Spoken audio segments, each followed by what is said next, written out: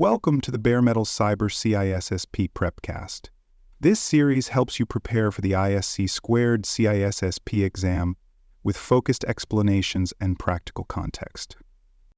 In this episode, we'll explore two foundational technologies that contribute significantly to network security, efficiency, and privacy: network address translation, often referred to as NAT, and proxy server usage. These are essential components of modern network architecture.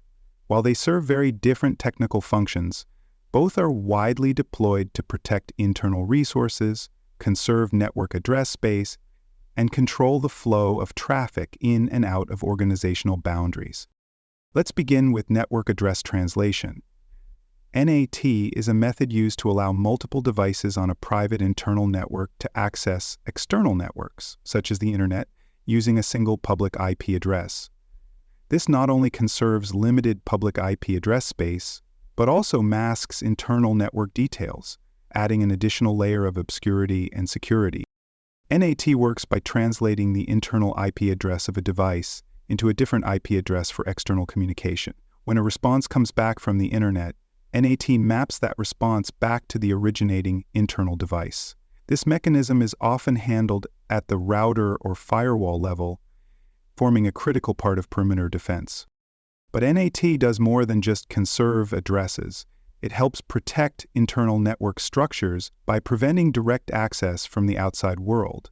External users generally cannot initiate a session with an internal system behind a NAT device unless explicit port forwarding or one-to-one mappings have been configured.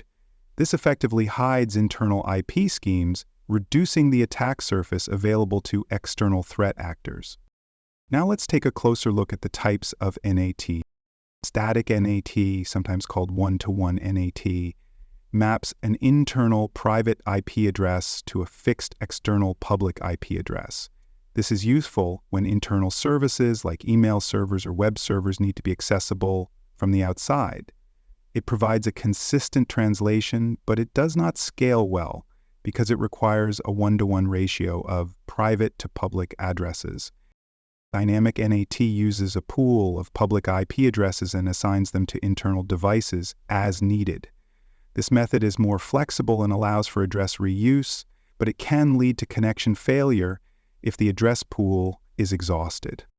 Port address translation, also known as NAT overload, is the most common form of NAT. It allows multiple internal devices to share a single public IP address by assigning a unique port number to each outgoing connection.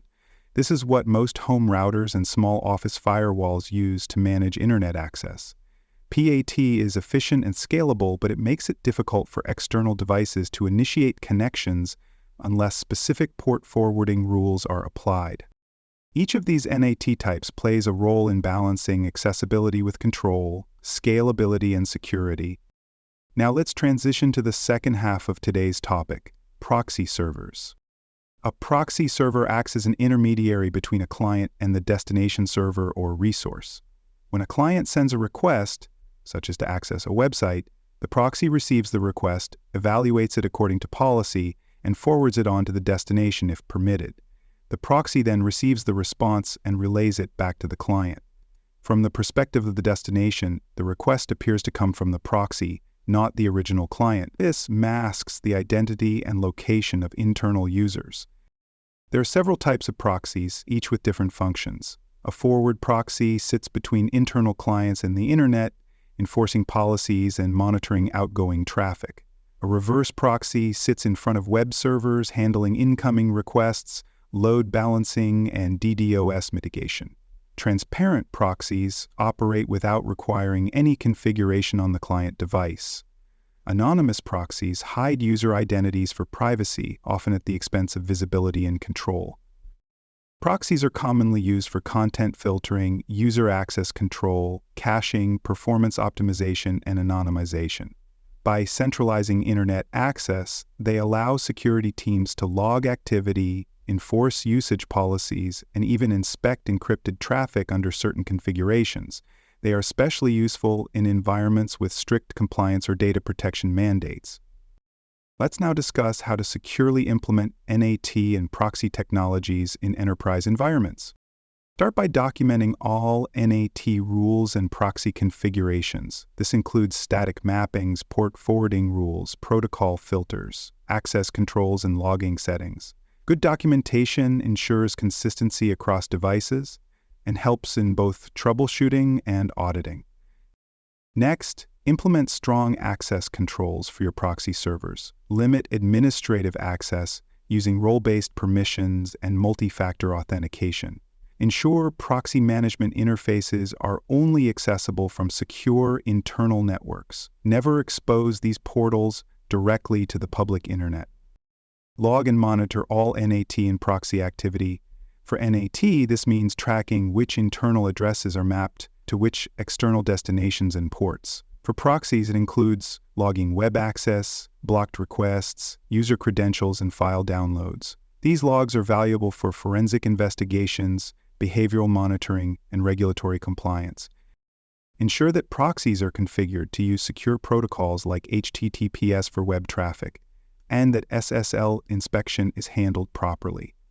Improper handling of secure traffic can introduce man-in-the-middle vulnerabilities or cause certificate validation failures for clients. Let's pause to share a resource. For more information on CISSP certification and other valuable cybersecurity tools, visit cyberauthor.me. You'll find the bestseller books, training tools, and exam resources built specifically for professionals preparing for advanced security certification. Returning to our topic, let's now examine the security controls that enhance NAT and proxy effectiveness. Start with encryption. Traffic handled by proxies should always be encrypted using strong protocols like TLS version 1.3. Avoid using proxies to downgrade security for the sake of inspection. If SSL inspection is required, ensure proper certificates are deployed to client systems and maintained securely.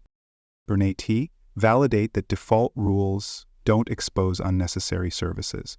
Common mistakes include forwarding ports to insecure devices, failing to restrict incoming traffic, or reusing address ranges that conflict with remote networks. Use firewall zoning to separate NAT functions from internal segments. Monitoring is another critical control. Use intrusion detection systems and security information and event management platforms to analyze NAT and proxy logs in real time. Look for signs of abuse, such as unusual destination patterns, excessive port usage, or unauthorized tunneling. Apply regular updates and patches to all NAT appliances and proxy software. These devices sit at the edge of your network and are prime targets for attackers. Ensure the underlying operating systems, proxy modules, and NAT firmware are protected against known vulnerabilities. And of course, maintain comprehensive audit trails. This includes who accessed what resource, when and from where. Secure logs against tampering and retain them in accordance with compliance requirements. As we wrap up, it's important to emphasize the need for continuous improvement in the areas of NAT and proxy management. Security threats evolve constantly. New exploits, tunneling techniques, and evasion methods are always emerging. Regularly reassess your configurations based on threat intelligence, vulnerability reports, and changes to your network architecture. Analyze incidents where NAT or proxy defenses were bypassed. Was it due to misconfiguration, lack of monitoring, or a failure in authentication? Use these insights to refine access rules, tighten policies, or improve alerting mechanisms. Work collaboratively across teams. Network administrators, security engineers, application developers, and compliance officers all have a stake in how these tools are deployed and managed. Cross-functional collaboration ensures that proxies are not only secure, but also effective and aligned with business goals. Keep your team trained and up to date. New proxy capabilities and NAT solutions are released regularly. Staff must understand how to configure rules, interpret logs, respond to alerts, and maintain secure communications in a distributed, cloud-connected environment. Let's summarize. Network address translation and proxy usage are essential tools in the cybersecurity toolkit. NAT helps secure internal network structures while allowing efficient use of public IP space. Proxies provide control, visibility, and protection over client-server communications. When implemented and maintained properly, these technologies reduce risk, improve compliance, and enhance operational resilience. Thanks for joining us for this episode of the Bare Metal Cyber CISSP Prepcast. For more episodes, tools, and study support, visit us at baremetalcyber.com.